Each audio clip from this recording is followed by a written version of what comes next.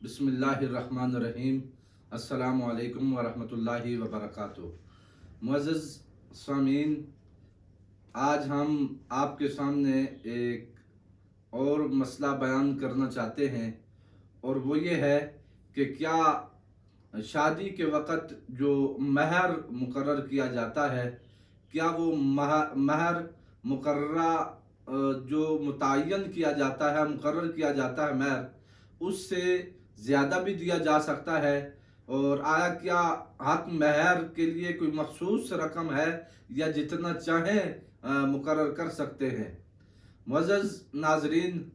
याद रखिए कि हक महर इंद शरआ मुतय्यन है, मगर वो महर की कम से कम जो मिक़दार है वो मुतय्यन है। और अगर शादी के वक़्त जो महर मुकर्रर किया जाता है, कुरान और हदीस ने इसे अगरचे बयान किया है, सदाकत या सादुका वगैरह या उजूर के लफ्ज़ बयान किए गए हैं।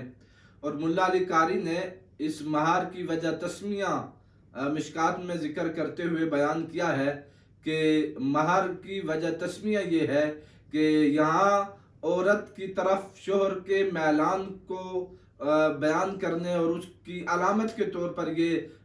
महर जो है मुकर्रर किया गया है, ताकि शोहर औरत की तरफ माइल हो जाए और उसके दिल में उसकी मोहब्बत आ जाए। और फिर इस्लाम ने, चूँकि आप देखें कि किसी भी मज़हब में निकाह के वक़्त महर मुकर्रर नहीं किया जाता, और इस्लाम ने जो महर मुकर्रर किया है ये महज औरत की तकरीम के लिए किया है और उसने मुतय्यन किया है। और ये महर जो निकाह के वक़्त मुतय्यन किया जाता है, ये फ़र्ज़ और लाजिम होता है शोहर के लिए कि वो बीवी को अदा करे। रही बात अदायगी की कि कब किया जाए, तो उलमा ने कहा कि उसे मुअख्खर भी किया जा सकता है, उसे फिल वक्त यानी फ़ौरन ही अदा भी किया जा सकता है, या अगर कोई थोड़ा थोड़ा करके देना चाहे तो वो यूँ भी हक महर दे सकता है। बहरहाल हक महर अदा करना तो उस पर लाजिम होता है, मगर वो मौत तक भी अगर उसे मुअख्खर करना चाहे तो वो औरत की इजाज़त से कर सकता है, बीवी उसे इजाज़त दे। रही बात कि हक महर कितना मुकर्रर कर सकता है, वो ज़्यादा भी कर सकता है या नहीं, तो शोहर उसे जितना चाहे बीवी को हक महर देने पे राज़ी हो जाए और दोनों बामी रजामंद हो जाएं, और शोहर ज़्यादा से ज़्यादा जितना भी हक महर देना चाहे और मुकर्रर करना चाहे वो कर सकता है। ये निकाह से पहले भी हो सकता है, और निकाह के बाद अगर वो और ज़्यादा करना चाहे तो निकाह के बाद भी हक महर ज़्यादा किया जा सकता है और मज़ीद और भी मुतय्यन किया जा सकता है। हक महर बहरहाल उसके लिए अदा करना लाजिम होता है। कुरान मजीद में भी हक महर को अल्लाह रब्बुल इज़्ज़त ने बयान फरमाया है। अल्लाह रब्बुल इज़्ज़त ने इरशाद फरमाया, फ़मस्तमतातुम मिनहुन्ना फ़आतूहुन्ना उजूरहुन्ना फ़रीदा, कि जिन औरतों से बजरिया निकाह तुम फ़ायदा उठा चुके हो उनका मुकर्ररा महर उन्हें अदा करो। और फिर कुरान मजीद में मुख्तलिफ जगह पर यह भी बयान किया है अल्लाह रब्बुल इज़्ज़त ने कि तुमने अपनी औरतों को जो हक महर दे दिया है उनसे तुम वापस न लो, और तुम वापस ले नहीं सकते। कुरान मजीद में इरशाद हुआ, व आतैतुम इहदाहुन्ना किंतारा फला ताखुज़ू मिन्हु शैया, और अपनी बीवियों में से किसी एक को अगर तुम बहुत माल दे चुके हो तो उस माल से कुछ वापस न लो। तो इसलिए जो अगर शोहर ने हक महर अदा कर दिया तो वो अदा करने के बाद उससे वापस नहीं ले सकता। हक महर नकदी की सूरत भी हो सकता है,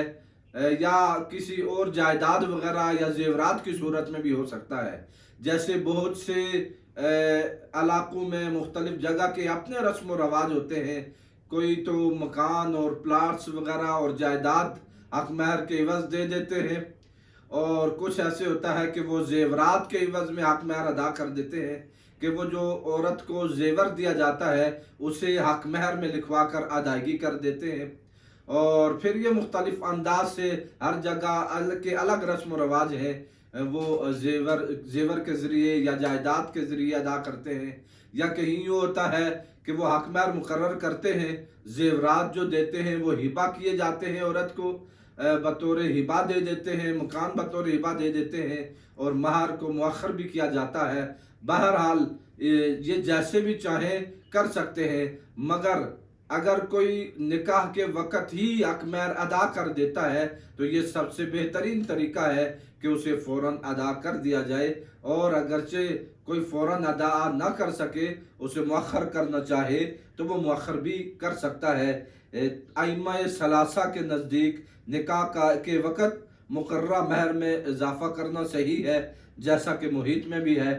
اگر نکاح کے بعد شوہر نے عورت کے مہر میں اضافہ کیا ہو تو اس کی ادائیگی شوہر پر لازم ہوگی، یہ سراج الوہاج میں ہے، اور یہ لزوم اس وقت ہوگا جب عورت نے مہر میں زیادتی کو قبول کر لیا ہو،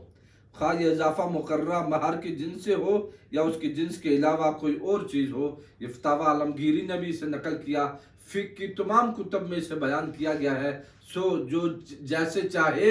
ادا کرنا چاہے، جتنا چاہے وہ حق مہر مقرر کر سکتا ہے۔ بہرحال یہ عورت کی حفاظت کے لیے ہوتا ہے، اس لیے بھی کہ تاکہ اگر کوئی ناچاکی کی صورت بن جائے تو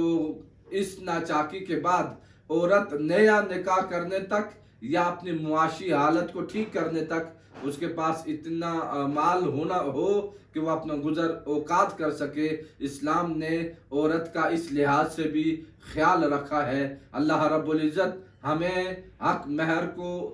شریعت مطہرہ کے مطابق متعین کرنے کی توفیق عطا فرمائے اور مسائل کو سمجھنے کی توفیق عطا فرمائے۔